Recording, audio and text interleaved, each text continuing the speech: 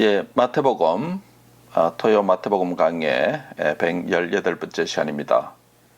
오늘은 마태복음 27장 27절부터 31절까지 말씀 중심으로 유대인의 왕의 대관식이다 라는 제목으로 함께 말씀을 선고하겠습니다. 빌라도의 관정 밖에서 재판을 한 빌라도는 예수님을 채찍질을 하고 십자가에 못 박히게 넘겨주는 최종 판결을 내놓았습니다. 마태복음 본문 27장 27절에서 총독의 군병들이 예수님을 데리고 관정 안으로 들어갔습니다. 빌라도의 관정은 예수님 위에 부과되는 로마 제국의 모든 권력과 권위가 나오는 장소입니다. 지금 온 군대를 예수님 앞에 모았습니다.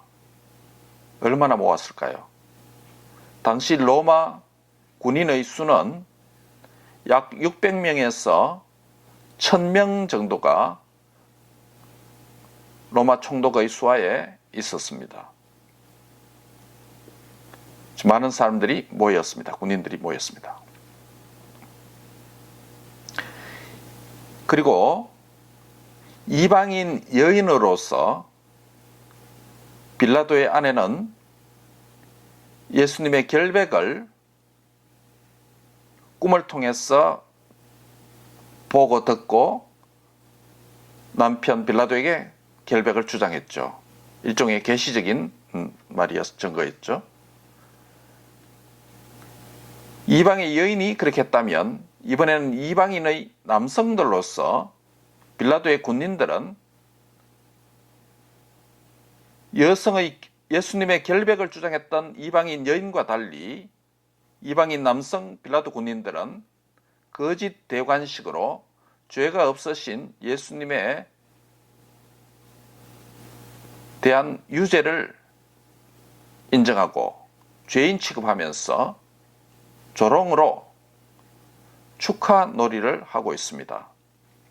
본문 28절에 군인들은 예수님의 옷을 벗겼습니다. 여기서 옷을 벗기다라는 이 단어는 매우 흥미로운 단어입니다. 왜냐하면 이 단어는 두 가지 의미를 갖는데 하나는 to take off, 옷을 벗기다라는 의미를 가질 뿐만 아니라 to stripe, 채찍질을 하다라는 의미도 있습니다. 동사 하나가 옷을 벗기다라는 단어인데 옷을 벗기다라는 의미 외에도 채찍질을 하다는 의미가 있습니다. 아마 연쇄적인 동작을 의미하겠죠. 옷을 벗기고 채찍질을 하다.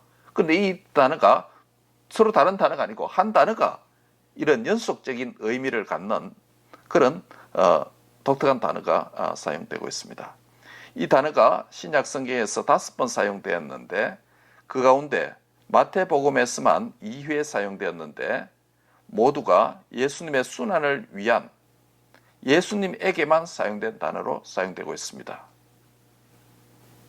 그만큼 이 옷을 벗기고 채찍질을 하다라고 하는 이 한 단어가 두 의미를 갖는 이 독특한 단어가 예수님에게 사용되었다는 것은 예수님을 향한 순환과 수치 그리고 조롱을 극대화하는 방식 안에서 사용되고 있다는 의미입니다. 다름이 아니라 예수님의 옷을 벗기고 홍포를 입히는 장면에서 사용되었기 때문입니다. 본문 28절에서 빌라도의 군인들은 예수님의 옷을 벗기고 이제 홍포를 입히기 시작합니다. 여기서 사용된 홍포라고 하는 것, The Scarlet Robe이라고 하는 붉은 빛을 가진 이 로브, 겉옷이죠. 홍포는 로마 군인의 망토, 로마 군인이 입는 망토일 가능성이 많습니다. The Scarlet Robe는 Roman Soldier's Cloak, 로마 군인의 망토일 가능성이 많습니다. 마가복음 따르면 자색 옷이라고 표현되어 있죠. 마가는 자색 옷이라는 표현을 썼습니다. 이 홍포는 헤롯 왕과 같은 왕들이나 티베리우스나 도미티안과 같은 로마 황제들이 겉에 걸쳤던 보라색, 자색 망토를 로마 군인들이 흉내내는 장면이라고 할 수 있습니다. 일종의 조롱 행위 안에서 예수님을 왕 만들기 하는 놀이를 하고 있습니다. 천으로 된 이 망토와 크라운, 왕관은 모두가 전통적으로 왕적인 권력, 왕의 지위, 왕의 통치, 왕이 가진 모든 권력과 부에 대한 시각적인 상징으로 사용되어 왔죠. 역사적으로 어느 나라든지. 그러나 예수님께서는 당신의 삶과 죽음을 통해서 하늘의 왕의 모든 권세와 영광을 내어버리고 섬기기 위해서 이 땅에 오셨다라고 마태는 일찍 20장 28절에서 말한 적이 있습니다. 지금 빌라도의 군인들은 가시관을 엮어서 예수님 머리 위에 관을 씌웠습니다. 그리고 갈대를 가지고 예수님 오른손에 들게 했습니다. 이 갈대는 왕의 손에 드는 막대기, 셉터, 왕이 자신의 왕권을 상징하는 그 막대기죠. 지팡이 같은 셉터로서 왕의 권력에 대한 이 휴대용 상징물을 흉내내고 있습니다. 로마 빌라도의 군인들은 이와 같이 예수님을 왕 만들기를 시도합니다. 그들은 왕 만드는 자로 표현됩니다. 킹메이커로 그렇게 드러납니다. 물론 예수님에 대한 극도의 조롱 행위입니다. 예수님의 손에 갈대를 들도록 했죠. 그들은 흉포를 예수님에게 입혔습니다. 홍포를 입혔습니다. 자색옷. 가시관을 머리에 씌웠습니다. 그리고 그 예수님 앞에 무릎을 꿇습니다. 희롱이죠. 그러면서 말도 합니다. 유대인의 왕이여 평안할지어다. 하하하하 뭐 이렇게 했겠죠. 그들이 만든 왕에게 예의를 표합니다. 무릎을 꿇고. 왕에 대한 잠깐 동안의 조롱잔치가 끝났습니다. 그리고 나서 그들은 예수님께 침을 뱉습니다. 예수님의 오른손에 들게 했던 갈대를, 로얄 셉트를 다시 빼앗습니다. 빼앗은 그 갈대로 가시관을 쓰신 예수님의 머리를 내리칩니다. 극도의 모욕을 주는 것입니다. 본문 31절에서 그들은 예수님에 대한 희롱을 이제 마쳤습니다. 왕에 대한 거짓 이해를 갖추는 의식을 마친 셈입니다. 그러고 나서 빌라도의 군인들은 홍포를 이번에는 다시 벗깁니다. 도로 예수님의 옷을 입힙니다. 31절에. 21절에 기록된 순서와 정반대 순서죠. 28절에서는 그의 옷을 벗기고 홍포를 입혔으나, 즉 유대인의 왕에 대한 조롱의 대관식을 진행했으나 이번에는 입혔던 홍포를 벗기고 도로 그 옷을 입히고 있습니다. 왕의 폐위식 같습니다. 대관식을 했다가 즉위식을 했다가 폐위식을 합니다. 이어지는 장면이 무엇이겠습니까? 예수님을 십자가에 못 박으려고 끌고 갑니다. 이 구절로 오늘 본문이 닫고 있습니다. 오늘 본문에서 빌라도의 수하에 있는 로마 군인들은 왕 만들기도 하고 왕을 폐하기도 하는 것을 그들이 예수님께 보인 조롱을 통해서 보여주었습니다. 세상 나라의 로마 권력이 하늘의 왕을 좌지우지하는 것 같습니다. 당시 로마는 팍스 로마나, 로마의 황제의 권력으로 어느 나라든지 정복하고 왕을 폐위시키는 그런 일들 많이 했겠죠. 오늘 본문에서는 로마 황제의 수하에 있는 로마 총독, 로마 총독의 수하에 있는 로마 군인들이, 이방인 남성들이 예수님을 향하여서 왕 만들었다가 왕을 폐위시키는 이 조롱을 패러디하고 있습니다. 세상 나라의 로마 권력이 하늘의 왕을 움직입니다. 하늘의 왕을 세웠다가 내리고 하는 것 같습니다. 이것이 저와 여러분을 구원하기 위해서 초림하신 예수님의 모습입니다. 십자가의 길입니다. 겉으로 보기에는 로마 군인들이 예수님의 왕직을, The Royal Office를 그들이 임의로 세우기도 하고 그들이 임의로 폐위시키는 그런 종류의 왕직 같습니다. 그러나 실상은 하늘 아버지께서 땅의 왕들을 세우기도 하시고 폐하기도 하시는 만왕의 왕이신 줄 믿습니다. 땅의 나라들을 흥왕하게도 하고 쇠퇴하게도 하십니다. 하나님만이 진정한 왕이십니다.